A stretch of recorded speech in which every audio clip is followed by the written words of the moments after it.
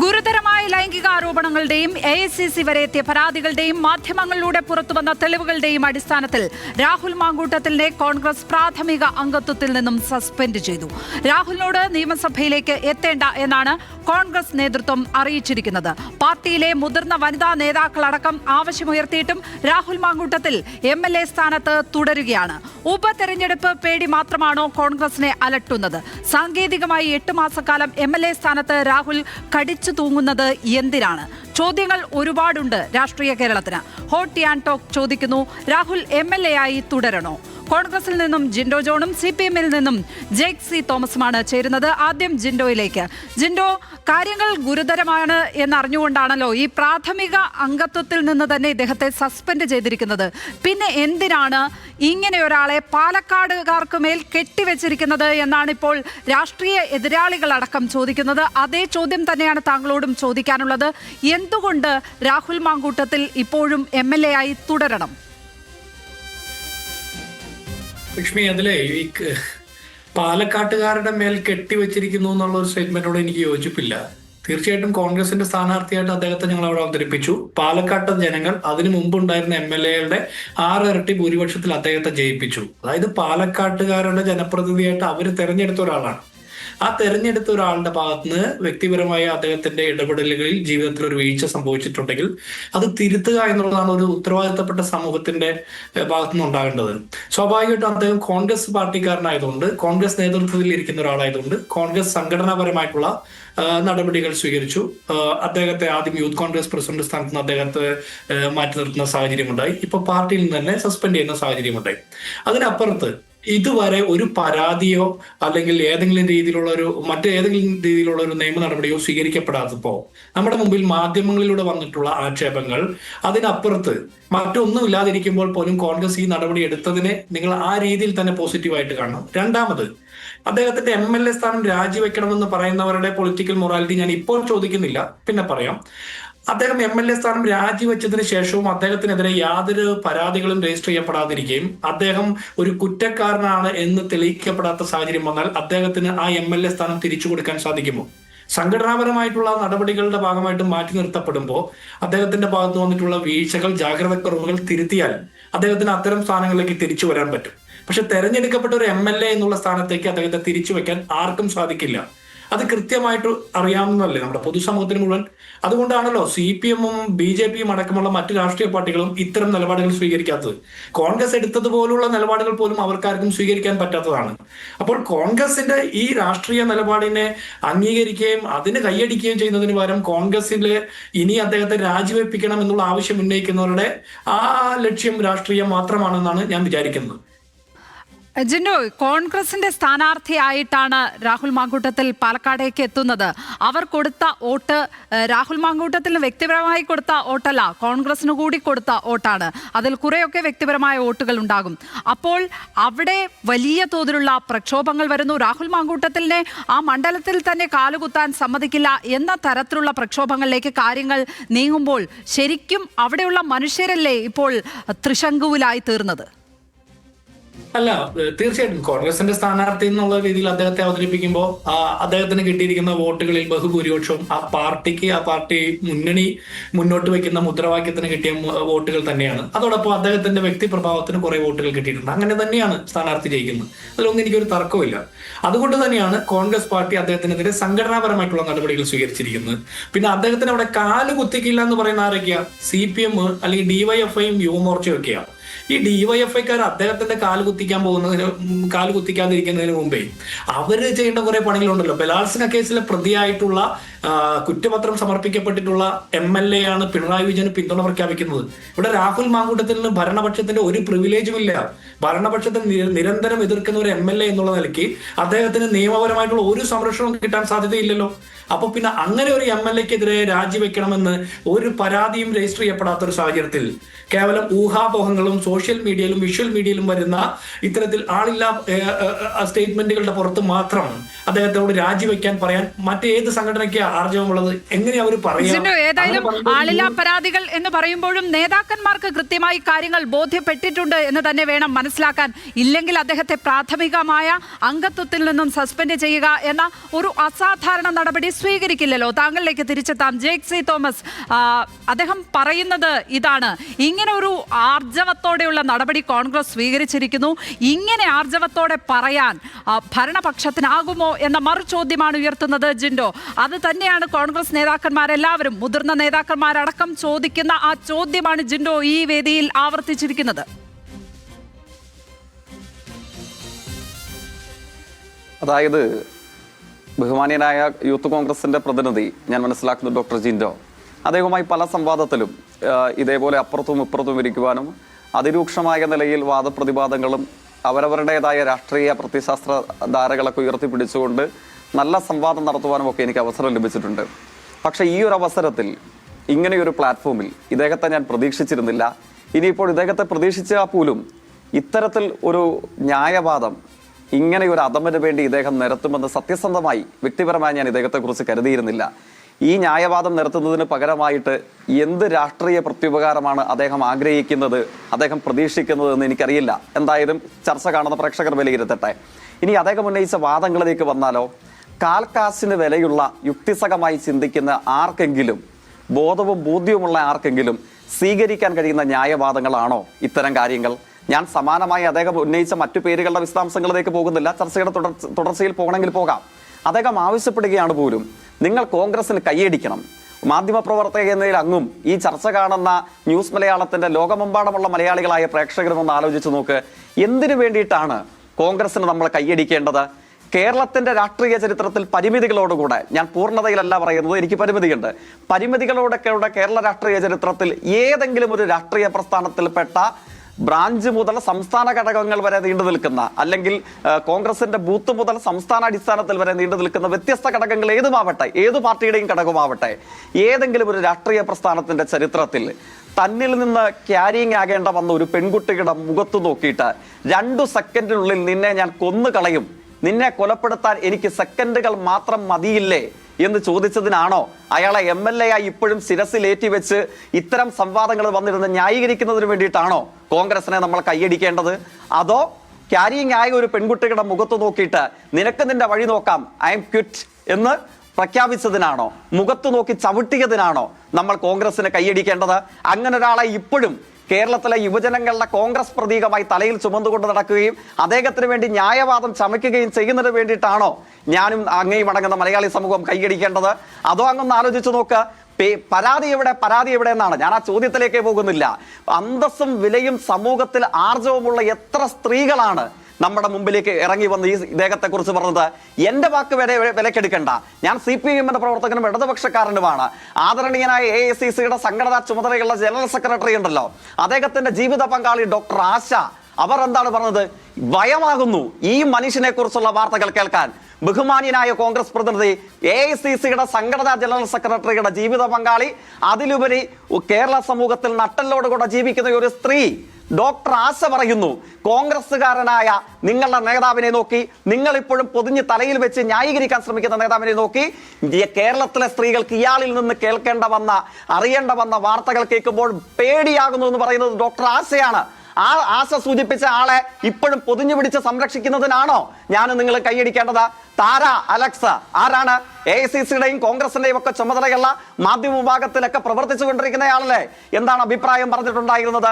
Honey Bhaskar എന്തായിരുന്നു അഭിപ്രായം പറഞ്ഞിട്ടുണ്ടായിരുന്നത്?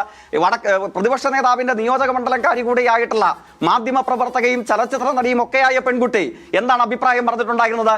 ഇവരാരും മറഞ്ഞു നിന്ന് ഒളിച്ചിരുന്ന് ഒളിയമ്പെയ്യുകയായിരുന്നില്ല. പുറത്തേക്ക് ലീക്ക് ചെയ്യപ്പെട്ടു വന്ന ഫോൺ കോളുകൾ, വാട്സപ്പ് ചാറ്റുകൾ, അതേപോലെ സംഭാഷണങ്ങൾ, അതേപോലെ അവരവർക്ക് നേരിടേണ്ട വന്ന അനുഭവം, പ്രതിപക്ഷ നേതാവിനെ പിതൃതുല്യനായി കാണുന്നുവെന്ന് പെൺകുട്ടിയും സ്വന്തം മകളുടെ സ്ഥാനത്ത് കാണുന്നുവെന്ന് പ്രതിപക്ഷ നേതാവ് ഇപ്പോഴും പറയുന്നയാൾ, ആ ആൾ പറഞ്ഞത് എന്താണ്? അങ്ങയ്ക്ക് അല്പമെങ്കിലും അന്തസ്സുണ്ടോ ഡോക്ടർ ജിൻഡോ ജോൺ?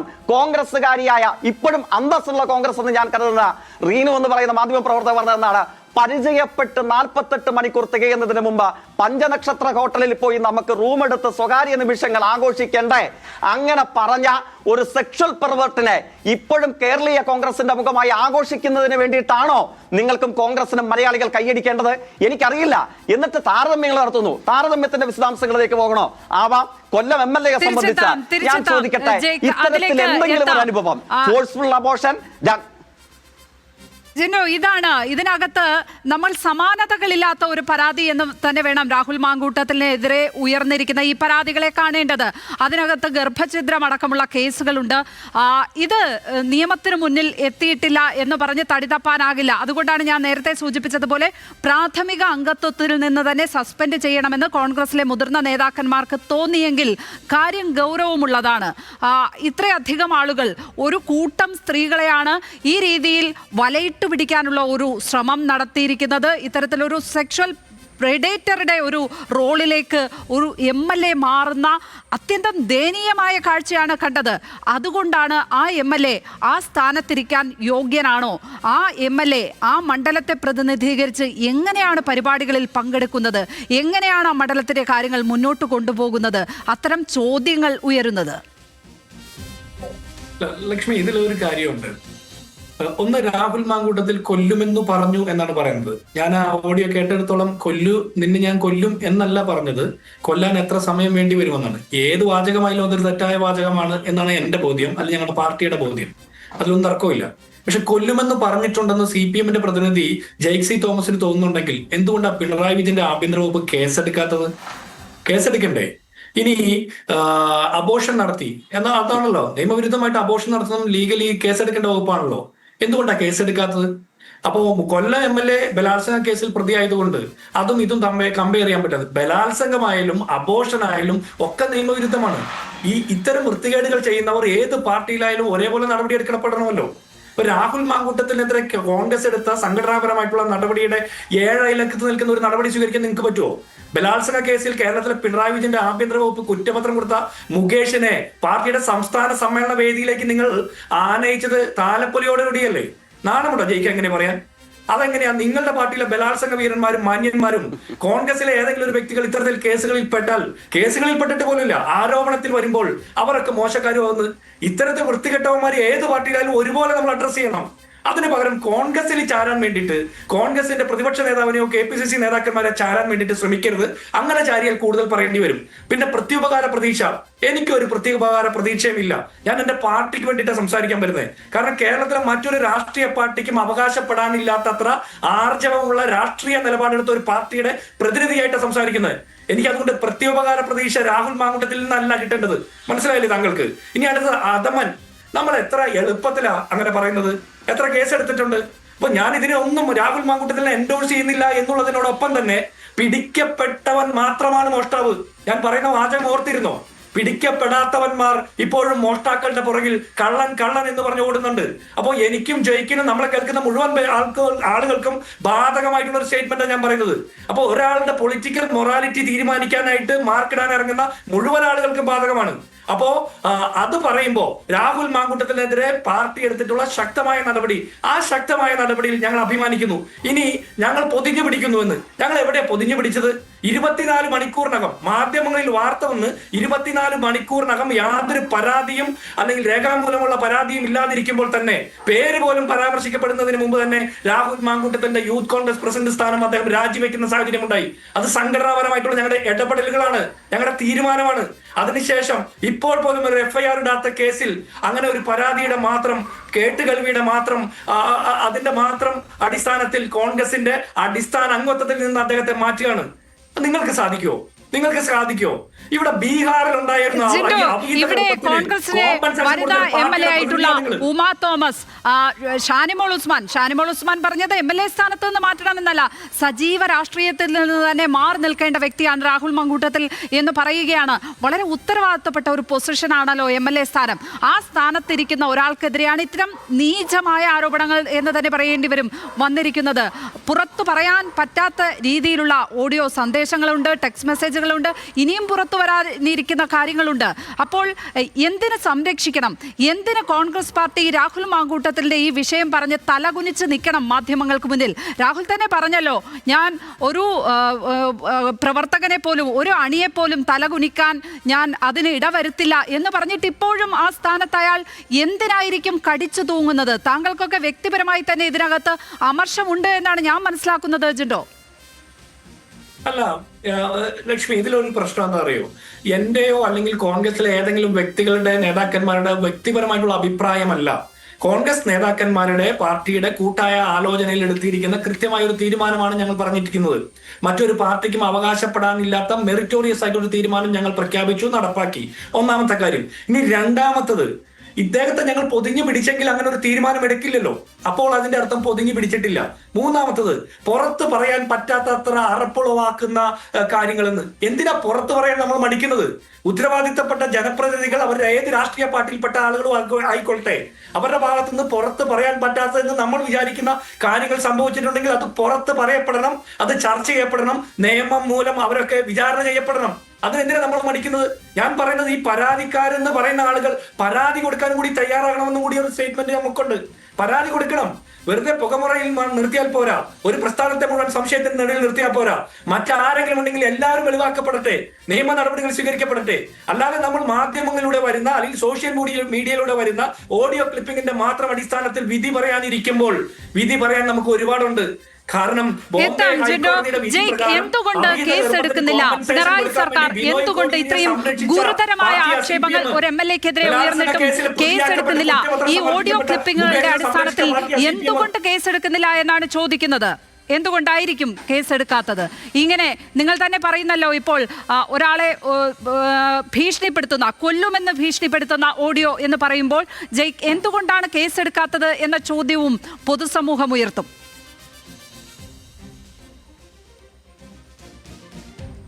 തീർച്ചയായിട്ടും അതിലേക്ക് ഞാൻ വരിക തന്നെ ചെയ്യാം. അപ്പോൾ എനിക്ക് അദ്ദേഹത്തിന്റെ ആദ്യ ഭാഗം കേട്ടു എന്നുള്ളത് കൊണ്ട് തന്നെ പുതുതായി ഞെട്ടലുളവാക്കുന്ന ഒരു കാര്യവും അദ്ദേഹത്തിന്റെ ഭാഗത്തൊന്നും ഉണ്ടായിട്ടില്ല.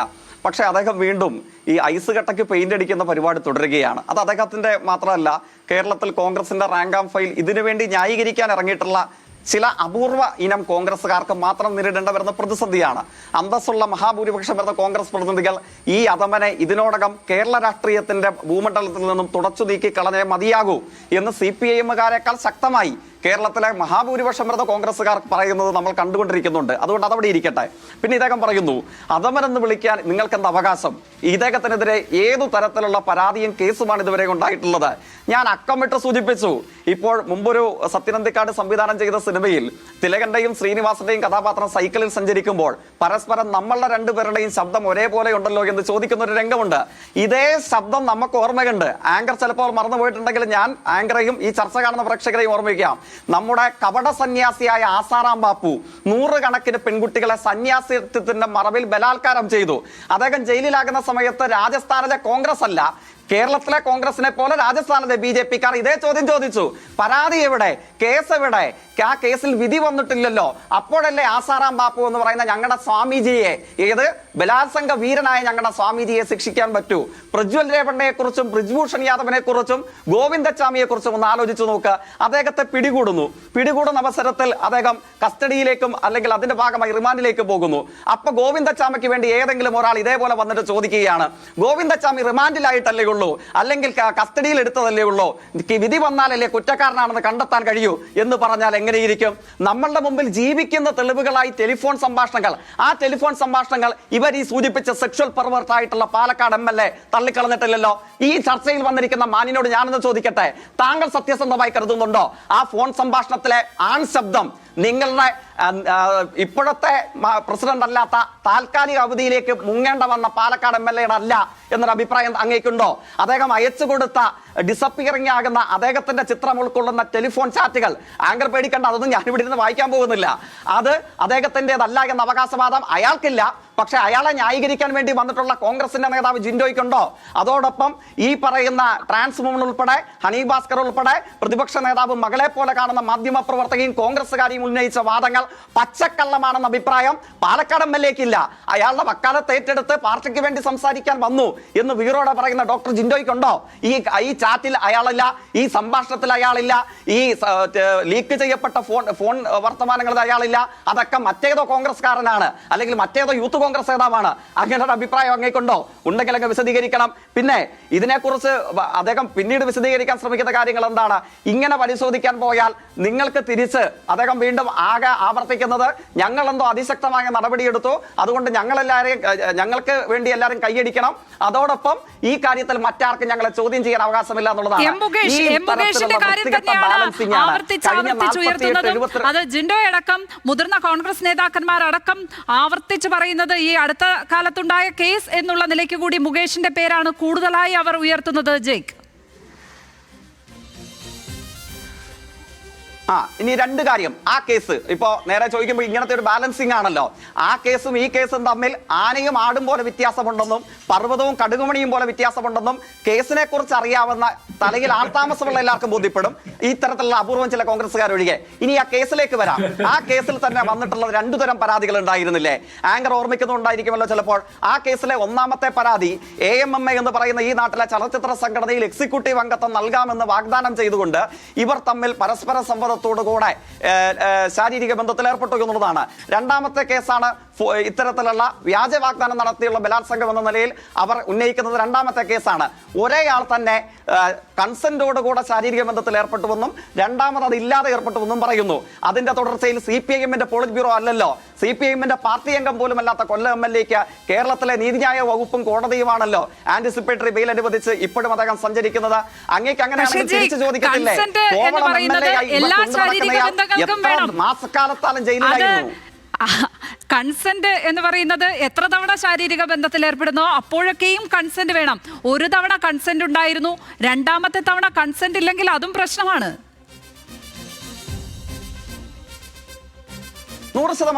100% എനിക്ക് അങ്ങയുടെ അഭിപ്രായത്തോട് ഒരു തെല്ലിട പോലും അഭിപ്രായ വ്യത്യാസമില്ല. ഒരു തവണയാവട്ടെ, അര ശതമാനമാവട്ടെ, ഏതു കാര്യത്തിലും കൺസെന്റ് വളരെ പ്രധാനപ്പെട്ടതാണ്. അതിനുശേഷമേ ബാക്കിയുള്ളൂ. ഞാൻ സൂചിപ്പിക്കാൻ ആഗ്രഹിച്ചത് എന്താണ്, ഇപ്പോഴാ പരാതിക്കാരിയുടെ സ്വഭാവത്തെ സംബന്ധിച്ച് ഇപ്പൊ കേരളത്തിൽ നമ്മുടെ നാട്ടിലെ കോടതി ഒരു നടപടി എടുത്തിട്ടുണ്ട്.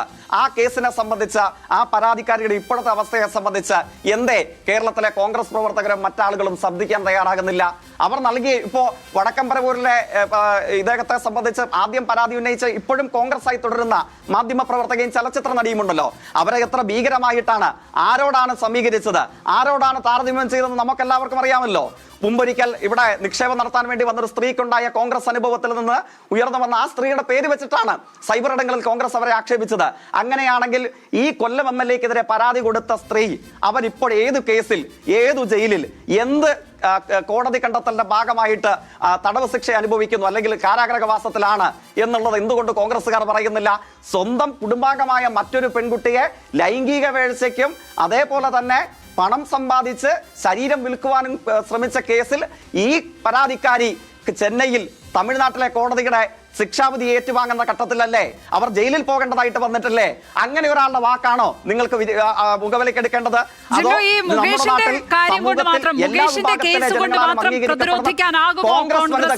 അവരുടെ വാക്ക് നിങ്ങൾ മുഖവിലേക്ക് എടുക്കുന്നില്ലേ?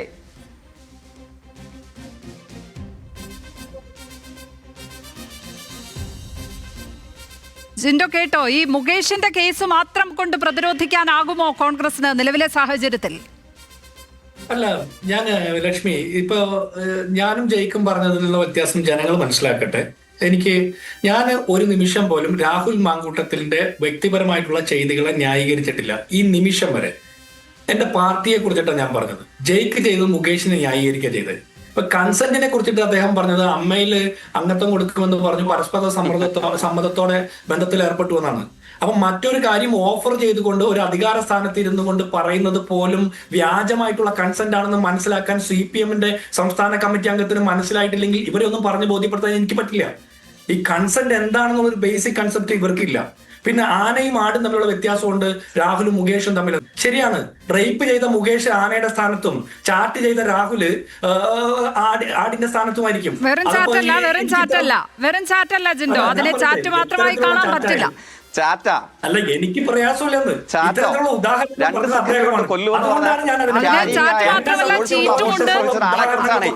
സമീകരണങ്ങൾ കൊണ്ടോ ഞാൻ പറയാൻ അതെന്റെ രാഷ്ട്രീയ ബോധ്യമാണ്, അത് ഞങ്ങളുടെ പാർട്ടിയുടെ രാഷ്ട്രീയ ബോധ്യമാണ്. ഇത്തരത്തിലുള്ള സമീകരണങ്ങൾ കൊണ്ടോ ഉദാഹരണ വ്യത്യാസം കൊണ്ടോ അല്ല ഈ വിഷയത്തെ അഡ്രസ് ചെയ്യേണ്ടതെന്ന് കോൺഗ്രസിന് അറിയാം. പക്ഷെ കോൺഗ്രസിനെ അടിക്കാൻ വേണ്ടിയിട്ട് ഇവർ രാഹുൽ എന്ന പേര് ഉപയോഗിക്കുമ്പോൾ അപ്പുറത്ത് മുകേഷ് ഉണ്ട്. മുകേഷ് ബലാത്സംഗ കേസിൽ പ്രതിയാക്കപ്പെട്ടിരിക്കുന്ന ആളാണ്, പിണറായി വിജയനെ പിന്തുണയ്ക്കുകയാണ്. ബോംബെ ഹൈക്കോടതിയിൽ നിന്ന് അവിഹിത ഗർഭത്തിന്റെ കോമ്പൻസേഷൻ കൊടുക്കാനുള്ള വിധി കിട്ടിയപ്പോ പാർട്ടി പിരിവെടുത്ത് പണം കൊടുത്താണ് ബിനോയ് കോടിയേരിക്ക്. പി ശശി, പിണറായി വിജയന്റെ രാഷ്ട്രീയ ഉപദേശകൻ, ഈ CKP പത്മനാഭൻ രോഗിയാക്കപ്പെട്ട് പാർട്ടിയിൽ നിന്ന് ഒറ്റപ്പെടാനുള്ള കാരണം ആരാണ്? പി ശശി.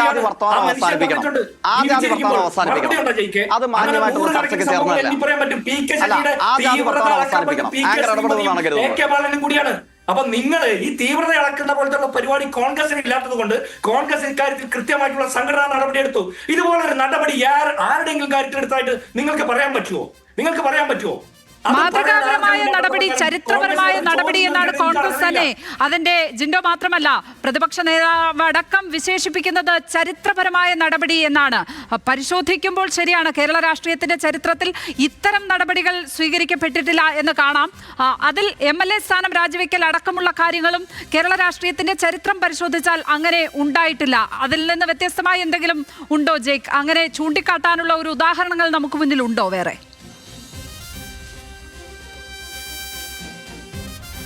ഞാൻ അങ്ങയുടെ ചരിത്രബോധത്തെ വെല്ലുവിളിക്കൊന്നുമല്ല, എന്നാലും പരിമിതമായ എൻ്റെ ഓർമ്മയിൽ ഞാൻ ഇപ്പോഴും ഓർമ്മിക്കുന്ന ഒരു രംഗം, എനിക്ക് തോന്നുന്നു ഇടതുപക്ഷ ജനാധിപത്യ മുന്നണിയുടെ കാലയളവിൽ തന്നെ ആ മുന്നണി മന്ത്രിസഭയിൽ അംഗമായിരുന്ന തിരുവനന്തപുരംകാരനായിരുന്ന ഘടകകക്ഷിയുടെ നേതാവ്, അദ്ദേഹം നീലലോകിതദാസൻ നാടാറായിരുന്നു.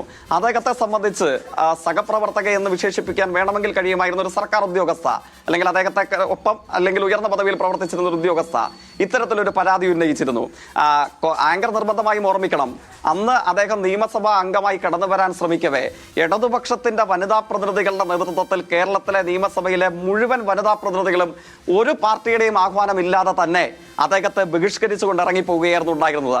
പിന്നീട് ഇടതുപക്ഷ ജനാധിപത്യ മുന്നണി അദ്ദേഹത്തിന്റെ രാജി എഴുതി വാങ്ങിയതാണ്. കേരള രാഷ്ട്രീയത്തിൽ ഇതിനോട് തുലനപ്പെടുത്താനാവില്ല, ഇതിന്റെ ഏഴയലത്തില്ലായിരുന്നു. എന്നാൽ പോലും അത്തരത്തിലൊരു ചരിത്രം നമ്മുടെ എല്ലാവരുടെയും ഓർമ്മയിൽ പ്രധാനപ്പെട്ടതാണെന്ന് ഓർമ്മിപ്പിക്കുകയാണ്. പിന്നെ വീണ്ടും അദ്ദേഹം പറയുന്നത് ചരിത്രത്തിൽ ഇങ്ങനെ നടപടിയെടുത്തത് ആരാണ്? എന്റെ ചോദ്യം ലളിതമാണ്, അങ്ങേക്ക് അറിയാമെങ്കിൽ ഒന്ന് പറഞ്ഞതാ. ഫോഴ്സ്ഫുൾ അബോർഷനും തന്നിൽ നിന്ന് ക്യാരിങ് ആയ ഒരു പെൺകുട്ടിക്ക് നേരെ 2 സെക്കൻഡ് പോലെ നിന്നെ കൊല്ലാനെന്നും പറയുകയും അതോടൊപ്പം ക്യാരിങ് ആണ് തന്നിൽ നിന്ന് പറയുമ്പോൾ ഞാനത് അവസാനിപ്പിച്ചു പോകുന്നു, നിനക്ക് നിന്റെ പണി നോക്കാമെന്ന് പറയുകയും ചെയ്ത കോൺഗ്രസിന്റെ സംസ്ഥാന നേതാവ് വേണ്ട, ഏതെങ്കിലും ഘടകത്തിൽപ്പെട്ട ഒരു ചെറിയ നേതാവ്, അങ്ങേക്കൊന്ന് പേര് സൂചിപ്പിക്കാൻ കഴിയുമോ? ഇമാതിരി വൃത്തികേടുകൾ കാണിച്ചിട്ടുള്ള ഏതെങ്കിലും ഒരു നേതാവ് സംസ്ഥാന ഘടകത്തിൽ വേണ്ട, ഏതെങ്കിലും ഒരു ഘടകത്തിൽ ചോദിച്ചോളൂ. ഇല്ല, അദ്ദേഹം വിഷണ്ണനായി വീണ്ടും ഇടപെടുകയാണ്. ഞാൻ ഇത്രേ ചോദിക്കുന്നുള്ളൂ. എന്തോ ചോദിക്കാനുണ്ട് ജയ്ക്ക്, അതുകൊണ്ടാണ്. ഒരു നിമിഷം, എന്താ ചോദിക്കാനുള്ള ജിൻഡോ? ചോദിച്ചോളൂ. എനിക്ക് നമ്മുടെ 3 പേരുടെ ഇന്റൻഷൻ ഒന്നാണല്ലോ, രാഹുൽ മാങ്കൂട്ടത്തിന്റെ ഭാഗത്തുണ്ടായ തെറ്റ് തിരുത്തപ്പെടണമല്ലോ, അയാൾ ശിക്ഷിക്കപ്പെടണമെന്നാണല്ലോ പറയുന്നത്. എല്ലാവരും അങ്ങനെയാണല്ലോ പറയുന്നത്. ജയിക്കിന് ബോധ്യമുണ്ടല്ലോ രാഹുൽ മാങ്കൂട്ടത്തിൽ നിർബന്ധിച്ച് അബോർഷൻ നടത്തിച്ചു, അല്ലെങ്കിൽ അത്തരത്തിൽ കൺസെന്റ് ഇല്ലാതെ നിർബന്ധിച്ചു എന്നൊക്കെ പറയുന്നുണ്ടല്ലോ. എന്താ പിണറായി വിജയന്റെ പോലീസ് കേസെടുക്കാത്തത്? എന്തിനാ രാഹുൽ മാങ്കൂട്ടത്തിനോട് നിങ്ങൾക്ക് ഇത്രത്തോളം പുന്നാരം? കേസെടുക്കണമെന്നേ. കേസെടുക്കണം എന്നുള്ളത് ജിൻഡോയുടെ കൂടി ഒരു ആവശ്യമാണ് എന്ന് തോന്നുന്നു ജയ്ക്ക്. എന്തുകൊണ്ടായിരിക്കും കേസെടുക്കാത്തത്? അല്ല, നീതി ആഗ്രഹിക്കുന്ന എല്ലാ മനുഷ്യരും കേസെടുക്കണമെന്ന് ആഗ്രഹിക്കുന്നുണ്ടാകും. എന്താണ് ഇതിൽ സാങ്കേതികമായ എന്തെങ്കിലും തടസ്സമുണ്ടോ? എന്താണ് സംഭവിച്ചുകൊണ്ടിരിക്കുന്നത് ഈ കേസുകളിൽ? ഒരു കൂട്ടം പരാതികളുണ്ട്. ഇതിപ്പോൾ പരാതിക്കാരുടെ പ്രൈവസിയുമായി ബന്ധപ്പെട്ട് മാത്രമുള്ള വിഷയമാണോ? താങ്കൾക്ക് എന്താണ് അനുഭവപ്പെടുന്നത് ജയ്ക്ക് ഈ വിഷയത്തിൽ, ഈ പരാതികൾ, ഈ കേസുകൾ പരിശോധിക്കുമ്പോൾ? ഇതിൽ രണ്ട് ഭാഗമുണ്ട്. ഒന്ന് ഞാൻ മനസ്സിലാക്കുന്നു, ഇതിനോടകം വനിതാ കമ്മീഷൻ സ്വമേധയാ കേസെടുത്തിട്ടുണ്ട്, ബാലാവകാശ കമ്മീഷനും കേസെടുത്തിട്ടുണ്ട്. വനിതാ കമ്മീഷൻ ഇതുമായി ബന്ധപ്പെട്ട് എടുത്ത കേസുമായി ബന്ധപ്പെട്ട് സംസ്ഥാന പോലീസിനോട് റിപ്പോർട്ട് സമർപ്പിക്കാനും ആവശ്യപ്പെട്ടിട്ടുണ്ട്. അപ്പോൾ കേസിനെ സംബന്ധിച്ചുള്ള പ്രാഥമികമായ വിവരങ്ങൾ അവിടെ നിൽക്കുന്നു.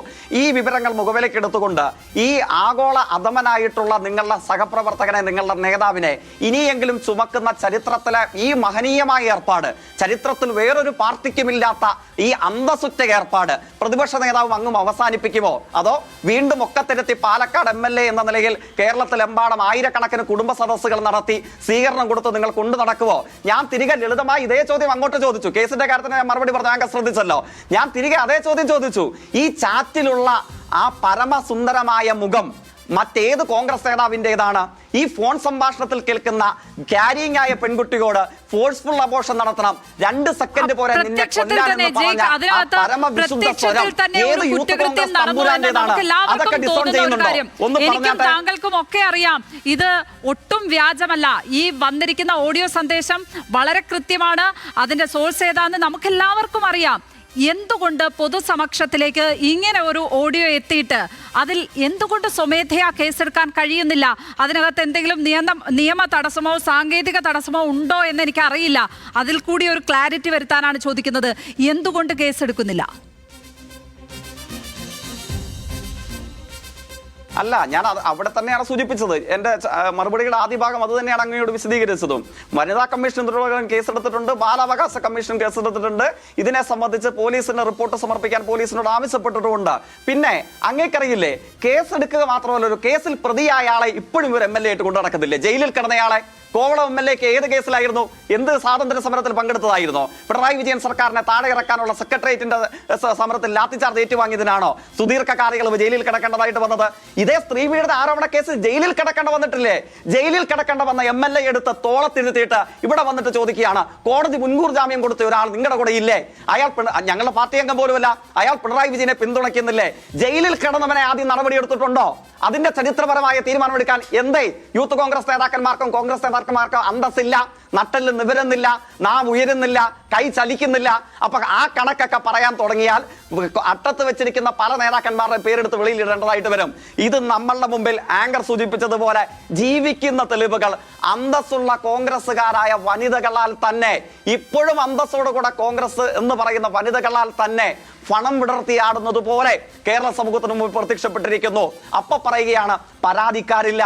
പരാതിക്കാർ അത്രയും കോൺഗ്രസ്സുകാരാണ്. ഒറ്റ വാചകം പറഞ്ഞ് ഞാനത് ഭാഗം അവസാനിപ്പിക്കാം. നമ്മുടെ നാട്ടിൽ നായ കടിച്ചു കഴിഞ്ഞാൽ പേയുള്ള നായയാണെന്ന് പറഞ്ഞാൽ ആ പേയുള്ള നായകളുടെ കടിയേൽക്കേണ്ട വന്ന ആളുകളുടെ പട്ടിക പ്രസിദ്ധീകരിക്കപ്പെടുന്നത് പോലെയല്ലേ യഥാർത്ഥത്തിൽ വടക്കം പരവൂരുകാരിയായ പെൺകുട്ടി പ്രതിപക്ഷ നേതാവിനെ പിതൃതുല്യം കാണുന്നയാൾ, പ്രതിപക്ഷ നേതാവ് മകളെ പോലെ കാണുന്നയാൾ, അവരുടെ പരാതിയെ തുടർന്ന് പേ പിടിച്ച നായയുടെ കടിയേൽക്കേണ്ട വന്നവരുടെ പട്ടിക പ്രസിദ്ധീകരിക്കപ്പെടുന്ന പോലെയല്ലേ തുടർന്ന് പരാതികളുടെയും ചാറ്റുകളുടെയും സംഭാഷണങ്ങളുടെയും ഫോൺ ചോർത്തലുകളുടെയും ഒക്കെ നീണ്ട വിവരപ്പട്ടിക നമ്മുടെ മുമ്പിലേക്ക് വന്നത്? ഏതെങ്കിലും ഒന്ന് ഡിസോൺ ചെയ്യുന്നുണ്ടോ? കേസ് എവിടെയെന്ന് ചോദിക്കുന്നത് പോലെ തന്നെ തിരികെ ഞാൻ അങ്ങോട്ട് ചോദിച്ചാ, ഇത് ഞങ്ങളുടെ രാഹുലല്ല, ഇത് രാഹുൽ ഗാന്ധിയല്ല കേട്ടോ, ഇത് ഞങ്ങളുടെ രാഹുൽ എത്തിയിരിക്കുന്നത്. നിന്നെ അവസാനിപ്പിക്കാൻ എനിക്ക് സെക്കൻഡുകൾ മാത്രം മതി എന്നുള്ള ആ ആക്രോശമാണ് നമ്മൾ കേട്ടത്. അതുകൊണ്ടാണ് എന്തുകൊണ്ട് കേസെടുക്കുന്നില്ല എന്ന സ്ത്രീ സുരക്ഷയെ കുറിച്ച് പറയുന്ന സർക്കാരിനോട് വീണ്ടും വീണ്ടും ചോദിക്കുന്നത്. ഇത് ജിൻഡോയുടെ മാത്രം ചോദ്യമല്ല. അത്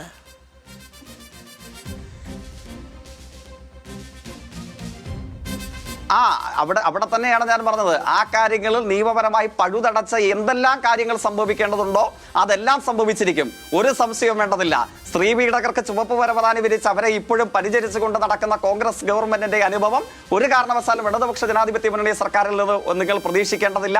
അതിന് വ്യത്യസ്തമായ അനേകം സുപ്രധാന അനുഭവങ്ങൾ, പീഡിപ്പിക്കപ്പെടേണ്ട വന്ന കന്യാസ്ത്രീകളുടെ കേസിൽ ഏറ്റവും ഉന്നത പദവി ആരോപിക്കപ്പെട്ടിരുന്ന വലിയ സാമുദായിക സംഘടനയുടെ നേതാവ് ജയിലിൽ കിടക്കേണ്ട വന്നത് ഈ കേരളത്തിലും ഈ ഇടതുപക്ഷത്തിന്റെയും കാലയളവിലാണ്. ഏറ്റവും ഉന്നത ചലച്ചിത്ര മാഫിയയുടെ പ്രതീകമായ നടന് ഇതേ കേസിൽ ദിവസങ്ങളോളം മാസങ്ങളോളം ജയിലഴികൾക്കുള്ളിൽ കിടക്കേണ്ട വന്നതും പുറത്തിറങ്ങിയാൽ കോൺഗ്രസ്സുകാർ നഗരസഭാ പരിപാടിക്ക് ഉദ്ഘാടകനായി കൊണ്ടുപോകുന്ന അറിഞ്ഞിട്ടും അയാൾക്ക് ജയിലിൽ കിടക്കേണ്ട വന്നത് ഇതേ ഇടതുപക്ഷ സർക്കാരിന്റെയും പിണറായി വിജയന്റെയും ഒക്കെ കാലയളവിലാണ്. അതുകൊണ്ട് ആ ഉന്നത നേതാക്കന്മാർക്കെതിരെയൊക്കെ നടപടിയെടുക്കാമെങ്കിൽ ഒരു സംശയവും വേണ്ടതില്ല. ഈ കേസിൽ ന്യായമായ പരാതികളും നിയമവശവും പരിശോധിച്ച് കേസുകൾ ഉണ്ടാകും. ആ കേസുകളുടെ സത്വര നടപടികളും ഉണ്ടാകും. ജിൻഡോ, വ്യാജ ലൈസൻസുമായി വന്ന പയ്യൻ സമ്മാനമായി ജ്യേഷ്ഠന്മാർ ഡ്യൂക്ക് വാങ്ങിക്കൊടുത്തതുപോലെയായി ആ ചെറുപ്പക്കാരന്റെ രാഷ്ട്രീയ ജീവിതം. എടുത്തു പറന്നു, ഇടിച്ചു, തകർന്നു. ഇങ്ങനെയാണ് ഒരു മാധ്യമപ്രവർത്തകൻ എഴുതിയിരിക്കുന്നതാണ്. ഏതാണ്ട് അതുപോലെ എന്ന് തോന്നുന്ന വിധത്തിൽ അതുപോലെ അത് വളരെ കൃത്യമാണ്, വളരെ കൃത്യമായ ഒരു നിരീക്ഷണമാണ് അദ്ദേഹം നടത്തിയിരിക്കുന്നത്. ഒരു തെറ്റായ തെരഞ്ഞെടുപ്പായിരുന്നു രാഹുൽ മാങ്കൂട്ടത്തിൽ എന്ന് ഇപ്പോൾ നേതാക്കന്മാർക്ക് തോന്നുന്നുണ്ടാകുമല്ലേ? അങ്ങനെ ഒരു തോന്നലൊന്നുമില്ല ലക്ഷ്മി. ഇതിലുള്ള ഒരു പ്രശ്നം ഇപ്പൊ ജയിക്ക് തന്നെ ഒറ്റ ഉത്തരം പറഞ്ഞാൽ മതിയല്ലോ. രാഹുൽ മാങ്കൂട്ടത്തിലാണ് ആ സൗണ്ട് ബൈറ്റിലുള്ളത്, ഓഡിയോ ക്ലിപ്പിങ്ങിലുള്ള ആൾ എന്ന് ജയിക്കിന്റെ പാർട്ടിക്ക് ബോധ്യപ്പെട്ടിട്ടുണ്ടെങ്കിൽ പിണറായി വിജയൻ കേസെടുക്കണ്ടേ? അപ്പൊ അതിലൊരു സാങ്കേതിക പ്രശ്നമുണ്ട്. അതേ സാങ്കേതികത്വം തന്നെയാണ് അദ്ദേഹത്തെ MLA സ്ഥാനത്ത് നിന്ന് മാറ്റി നിർത്തുന്നതെന്ന് കോൺഗ്രസ് പ്രശ്നം. ആ ചാറ്റ് ആരുടേതാണ്? ആ ചിത്രം, ആ ശബ്ദം, അത് ഏത് കോൺഗ്രസ് നേതാവിന്റേതാണെന്നാണ് അങ്ങ് കരുതുന്നത്? ഒന്ന് പറഞ്ഞാട്ടെ. താങ്കൾക്ക് എന്താ തോന്നുന്നു? രാഹുൽ മാങ്കൂട്ടത്തിന്റേതാണ്, MLA രാഹുൽ മാങ്കൂട്ടത്തിന്റെ. അല്ല, എന്റെ ബോധ്യം ഞാൻ പറഞ്ഞല്ലോ. എന്റെ ബോധ്യം ഞാനും ആങ്കറുടെ ബോധ്യം ആങ്കറും പറഞ്ഞല്ലോ. അങ്ങ് കേട്ടില്ലേ? എന്റെ ബോധ്യം ഞാനും ആങ്കറുടെ ബോധ്യം ആങ്കറും പറഞ്ഞു. ഇനി അങ്ങയുടെ സുപ്രധാനമായ ചരിത്രപരമായ ബോധ്യം ഒന്ന് പറഞ്ഞാട്ടെ. ഈ ശബ്ദത്തിന്റെ ഉടമ, ഈ മെസ്സേജിൽ കാണുന്ന പരമസുന്ദരമായ ചിത്രം, ആ ശബ്ദത്തിന്റെയും ചിത്രത്തിന്റെയും എഴുത്തിലെ വാചകങ്ങളുടെയും ഒക്കെ ഉടമ അത് ഏത് പൊന്നു തമ്പുരാനാണെന്നാണ് അങ്ങ് കരുതുന്നത്? ഒന്ന് പറഞ്ഞാട്ടെ. യൂത്ത് കോൺഗ്രസിന്റെ സംസ്ഥാന പ്രസിഡന്റായ രാഹുൽ അല്ലേ? അതോ ഇനി വേറെ ആഗോളതലത്തിൽ പ്രവർത്തിക്കുന്ന മറ്റേതെങ്കിലും രാഹുൽ ഉണ്ടോ? ഒന്ന് പറഞ്ഞാട്ടെ. അങ്ങയുടെ ബോധ്യം എന്താണ്? പക്ഷേ എന്തുകൊണ്ട് പോലീസ് കേസെടുക്കുന്നില്ല എന്ന ചോദ്യമാണ് അദ്ദേഹം ഉയർത്തുന്നത്. നമ്മൾ ഉയർത്തുന്നത് എന്തുകൊണ്ട് MLA സ്ഥാനം രാജിവെപ്പിക്കുന്നില്ല കോൺഗ്രസ് രാഹുൽ മാങ്കൂട്ടത്തിനെ കൊണ്ട് എന്ന ചോദ്യവും. ഏതായാലും ഈ രണ്ട് ചോദ്യങ്ങളും പ്രസക്തം തന്നെയാണ്. വളരെയധികം നന്ദി ജേക്സി തോമസ്, ഒപ്പം ജിൻഡോ ഈ ചർച്ചയിൽ പങ്കെടുത്തതിന്.